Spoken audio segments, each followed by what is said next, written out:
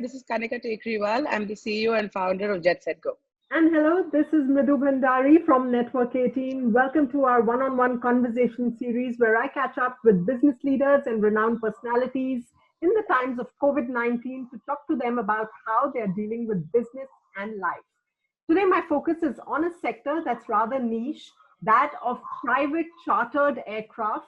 Kanika, of course, runs that business, the CEO of JetSetGo. Kanika, obviously not a very good time for the aviation sector, hence perhaps a worse time for a business like yours that's into niche luxury chartered aircraft. But just before the lockdown, you saw a huge spike in demand. What was that all about, and how much of it were you able to service? I don't think the demand that we saw pre-lockdown was very real or something we've ever seen in our lives before, because it was more about people who really wanted to get from A to B and couldn't do so either because there was no connectivity that existed.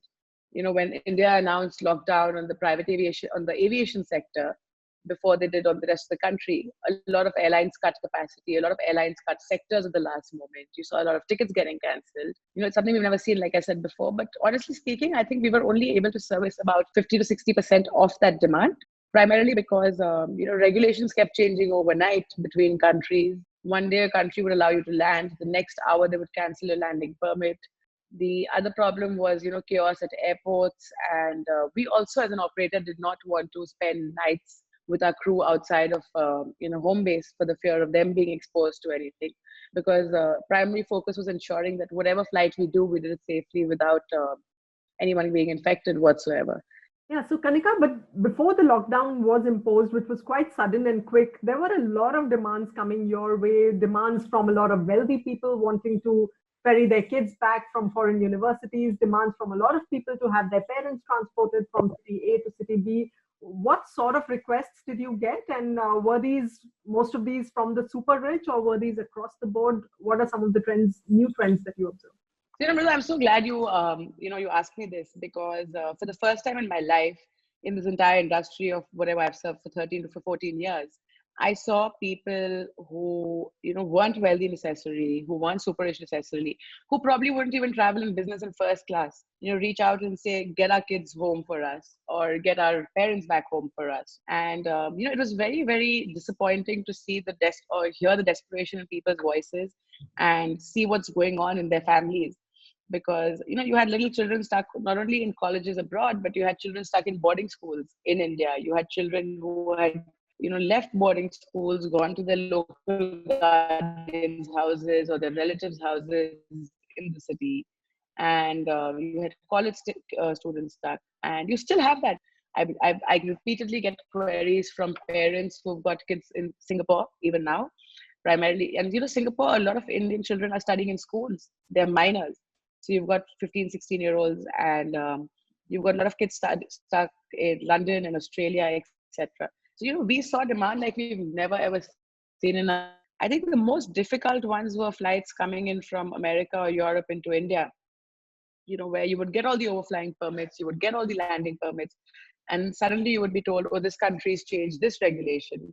So you've got to change your route. By the time you change your route, that this country's changed this regulation, and you can't take a fuel stop over here. So, things kept evolving every hour with no clarity as such. Yeah. But let's also talk a little bit about how business is doing for you. Of course, aviation is at a standstill, almost a 40-day lockdown right now in India, and might just get extended to more. What are the sort of losses you're absorbing on a daily basis, and how much pain can JetSetGo really take in the near future? I personally believe, aviation is going to be on a standstill for much longer than any other part of any other part of our life. I think travel is going to stay banned for some time, and international travel is going to stay banned for probably longer. Let's see where the world goes. But that being said, yeah. So we're probably one of the few industries that pays the highest salaries, because we're very, very heavy on manpower. You need pilots to fly planes, you need engineers to fly planes. Then you've got aircrafts on leases. So, you've got to pay those payments monthly. So what we've done is, I'm not very fond of this force majeure clause, because I think using it at a time like this is rather unethical.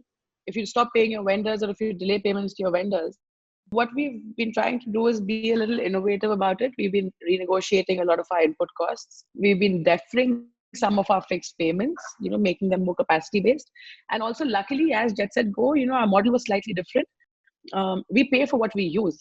So while a commercial airline may have a fixed lease rental to pay every month, we've been a bit different about how we've leased our planes and what sort of contracts we've signed. So, I don't think it's going to be impacting us in a manner where we'll have to really, really go down and take very harsh steps. But yeah, all my projections, our annual operating plan, everything's gone for a toss. I don't think this year is going to be profitable, but so let's see where it goes. So, Kanika, everyone's been talking about this post-COVID-19 world, and different business leaders are gearing up differently for the future, bringing about changes in operations, in strategies, in their vision, overall vision for the company. What's that looking like at JetSetGo? What's the crack team thinking about a post-COVID-19 world? I'm not worried about business. How much are we going to fly? What profit are we going to get? We're all in this together. And I know we'll all come out of it together. What I'm more worried about is, how are we going to change old habits? How are we going to actually redefine the whole experience of flying now? And, that's exactly what we're working on right now. So we luckily have the pleasure of still doing cargo flights and medevac flights, as well as we're flying for the government right now. So the various state governments on important missions. So what we're doing is using these flights, we're building up experience on how are we going to change flying altogether. Starting from that simple point where someone hands you your boarding pass. How do we eliminate that touch point? Do I want my operation staff holding a boarding pass with their hands, handing it over to a passenger who's accepting it with their hands? Do I want my operation staff picking up any passenger's baggage? Are we going to be serving food on planes? Are we going to change seat covers on every single seat after every single flight? What are we doing to, keep our carpets disinfected? So what we're working on right now is, like you said, there's a crack team. We've literally formed a JetSetGo crack team for JetSetGo 2.0.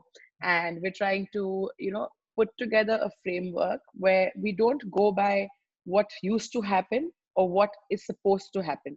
But we say, okay, so this is what we need to do, and how do we best deliver it? The mission is going to be to fly anyone from point A to point B in the shortest, fastest possible manner with zero contact, delivery, which is difficult in an aviation world, of course. And, we're also trying to implement simple things like do a temperature check on every passenger. Now, no passenger traveling in a private jet wants to be temperature checked for obvious reasons. But like I say, it's a new normal. And I think we are definitely going to be able to offer a better product post-COVID more than anything else. Yeah. Wonderful to hear that optimism from you. Always a pleasure talking to you. Thank you so much for joining us today. Thank you so much, Mridu. It's great talking to you. Have a great day. That's a wrap of this edition of this special conversation. I'll be back next time with another newsmaker talking about business and life in the times of dealing with a global pandemic. Thanks very much for joining us today. Goodbye.